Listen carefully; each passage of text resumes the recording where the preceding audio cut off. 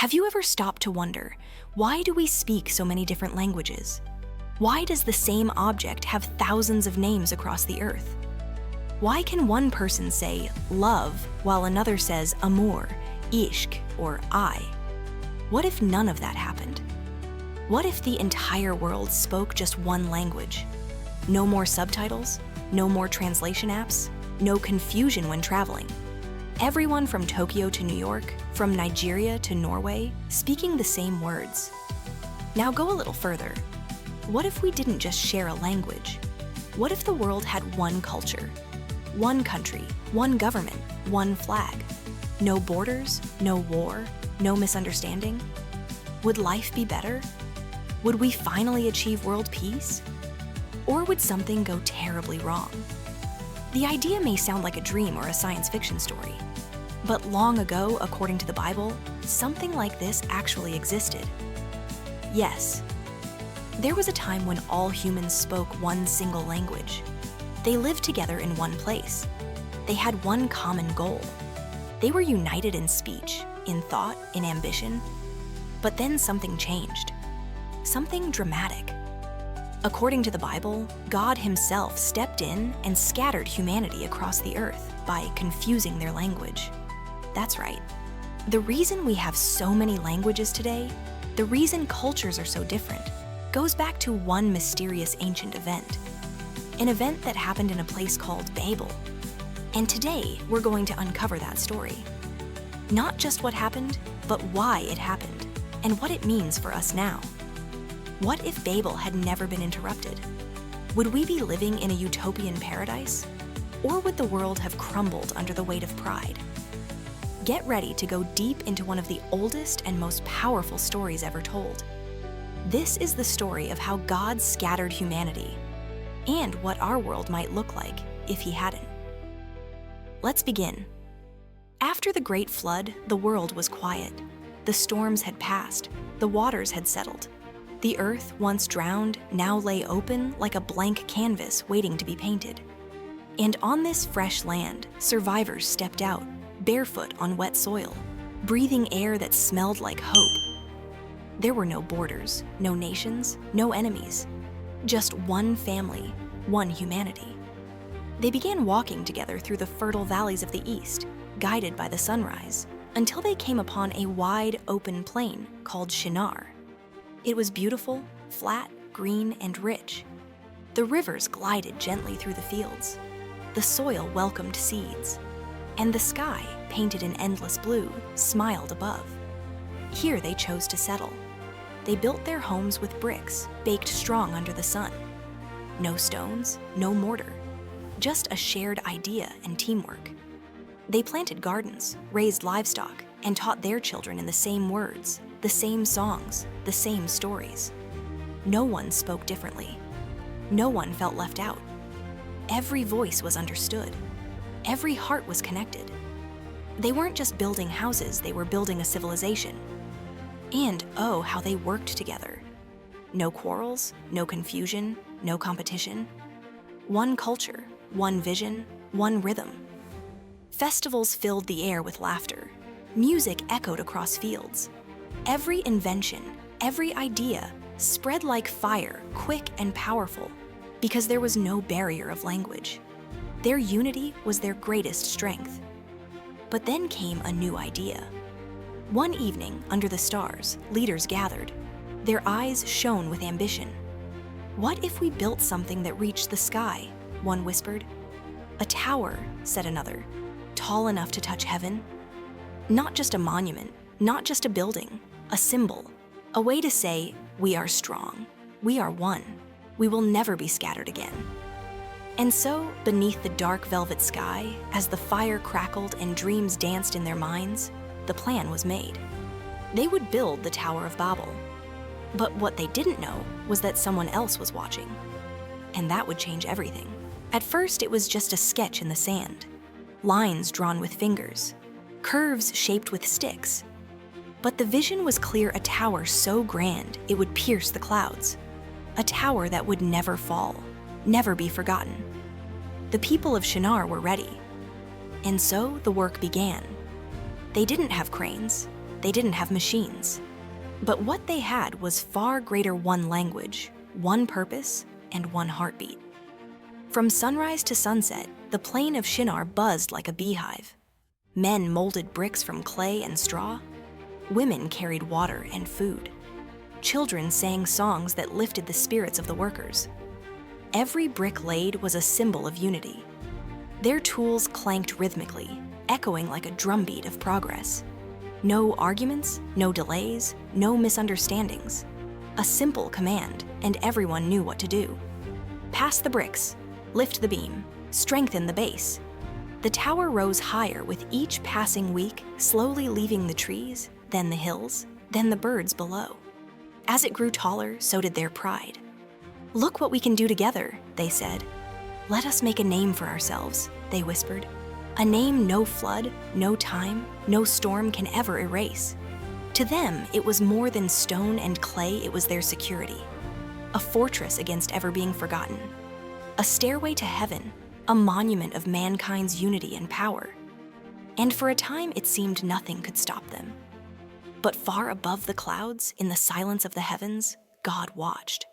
Not with anger, but with deep concern. He saw the bricks, yes, but more than that, he saw their hearts. He saw a people slowly turning from humility to pride, from harmony to arrogance. They wanted to build a name for themselves, not to honor their Creator, but to replace him. And so God whispered to the heavens, "If they can do this while they are one, speaking the same language, nothing will be impossible for them. It's time to act." But what would he do? Flood them again? Destroy the tower? God had a different plan. A quiet, clever, world-changing plan. One that wouldn't break their bodies, but confuse their minds. A plan that would shake the earth without lifting a single storm cloud. It started like any other day. The sun rose over the plains of Shinar, painting the tower in golden light. Birds circled the upper levels, and workers climbed with baskets of bricks and ropes. Orders were shouted. Tools clanged. The tower groaned under its own weight, but stood proud.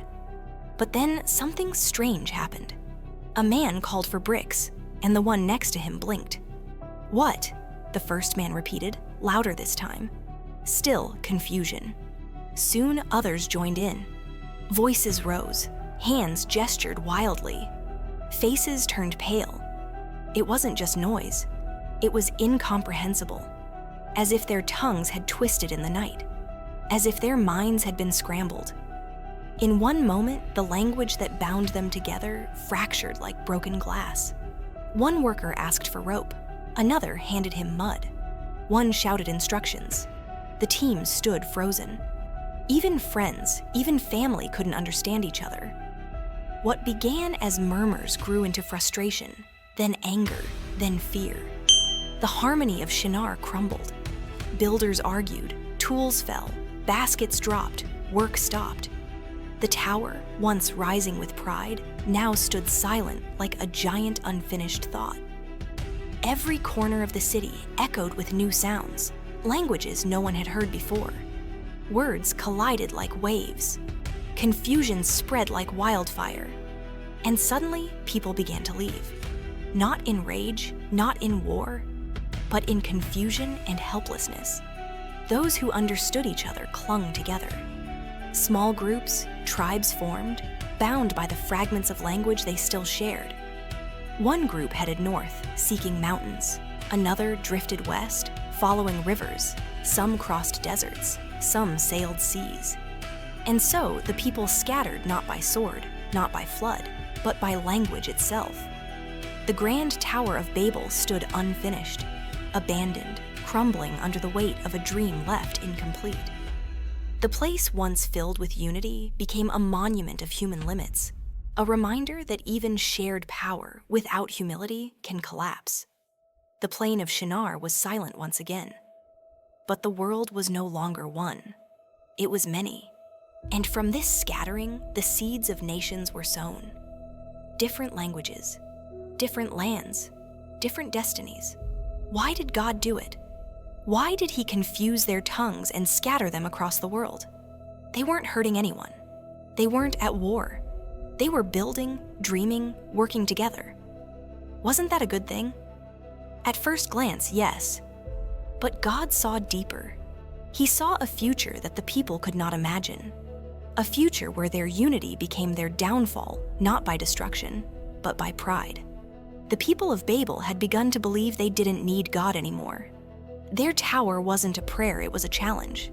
Their bricks weren't gratitude, they were ambition. And their unity wasn't for peace, it was to build a name for themselves, apart from their Creator. They had begun to worship progress without purpose, power without humility. And if they had finished the tower, if they had truly reached the skies, they might have created a world ruled by the few, a single system, a single culture, a single voice where no other way of life could grow. Diversity would vanish, freedom would fade, curiosity would die. The world would be united, yes, but under a single idea, controlled by human pride, not divine wisdom. There would be no room for different thoughts, languages, stories, or dreams. And worst of all, they would forget who gave them life in the first place. So God, in His wisdom, scattered them, not as punishment, but as protection. He gave them different languages so they would develop their own paths. He gave them distance so they would grow in unique ways. He gave them confusion to slow down pride and open the door to reflection. Because sometimes stepping apart is the only way to truly understand the value of coming back together later with greater wisdom. And so, what looked like a loss was actually a turning point. The scattering gave birth to cultures, civilizations, art, ideas, and discoveries. It made the world what it is today vibrant, complex, filled with contrast and beauty. But still we wonder, what if? What if they had finished Babel? What kind of world would we live in now? Would it be peaceful or oppressive? Creative or controlled? Free or uniform? That's a question only history might have answered. But God's choice gave humanity something greater than a tower. It gave us diversity, humility, and a world full of stories waiting to be told. Thousands of years have passed since the people stood at the base of that unfinished tower. The wind still blows over the plains of Shinar, but the people are long gone, scattered to every corner of the earth. From their dispersion came nations, languages, cultures, and civilizations. But today, we are still living in the shadow of Babel. We have over 7,000 languages in the world, thousands of religions, countless customs and traditions, borders, flags, beliefs, differences. And with that misunderstanding, division, and sometimes conflict, one group cannot understand another's words. One nation cannot accept another's values. One people fear the unknown in the other. Wars are fought not just for land, but for identity. Relationships break over miscommunication. Even in global conferences, language barriers slow unity. We invented translators and diplomats, built empires and broke them, created global alliances only to tear them apart. Sometimes it feels like we're still trying to rebuild Babel. But now, instead of one tower, we build digital ones, skyscrapers, satellites, social networks. We are connected more than ever, but are we truly united? Was God scattering a wise move to protect us from pride and uniformity? Or did it condemn us to centuries of division and strife? If we had a single language, would we have achieved peace? Would wars end? Would business flow smoother? Would ideas spread faster? Or would we have lost the richness of culture, the colors of expression, the beauty of different perspectives? Would one global language mean the death of all others? Would one culture erase all others? And the biggest question of all, was God's decision right or wrong? Did He protect us from ourselves? Or did He plant the seeds of future pain? The Tower of Babel was never finished. But maybe, just maybe, we were never meant to complete it. Maybe the goal was never to climb to the heavens, but to understand why we were grounded in the first place. And so we ask you, what do you think? Would a world with one language, one culture, one people be better? Or is our diversity the true miracle, even with its struggles? Tell us in the comments. Do not forget to like the video and subscribe the channel.